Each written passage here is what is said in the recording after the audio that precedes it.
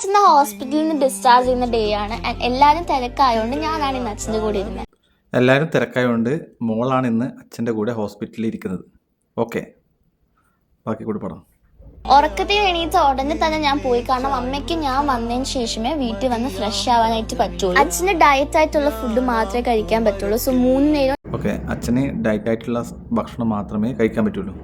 Okay, ചപ്പാത്തിയാണ് കഴിക്കുന്നത്. എന്നാൽ ഉടനെ അച്ഛനും എനിക്കുള്ള ഫുഡ് എത്തി. ഞാനൊരു സാൻഡ്വിച്ചും അച്ഛൻ ചപ്പാത്തിയാണ് കഴിച്ചത്. 3 നേരം ചപ്പാത്തി മാത്രമേ അച്ഛന് കഴിക്കാൻ പറ്റുള്ളൂ.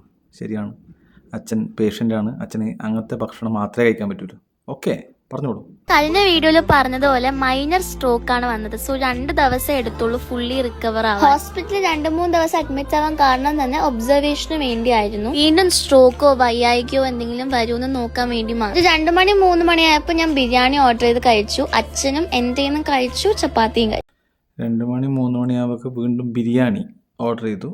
ഓക്കെ, കഴിച്ചു. ഇതിന്റെ ഇടയ്ക്ക് ഡോക്ടേഴ്സ് കുറെ പ്രാവശ്യം റൗണ്ട്സ് നടത്തി. കൈ ഒന്നും കൂടി ഓക്കെ ആവാൻ വേണ്ടിയിട്ട് ഫിസിയോതെറാപ്പി ഡോക്ടർ ഡിസ്ചാർജ് ആയതിനു ശേഷം ചെയ്യാൻ പറഞ്ഞിട്ടുണ്ടായിരുന്നു. രാത്രി അച്ഛന്റെ ഫുഡ് വന്നപ്പോൾ ഞാനും കുറച്ച് ഫ്രൂട്ട്സ് മേടിച്ച് കഴിച്ചു.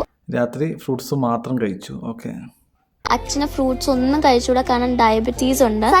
അച്ഛന് അതൊന്നും കഴിക്കാൻ പറ്റില്ല. അച്ഛന് ഡയബറ്റീസ് ഉണ്ട്, അതുകൊണ്ട് തന്നെ അച്ഛന് അതൊന്നും കഴിക്കാൻ പറ്റില്ല.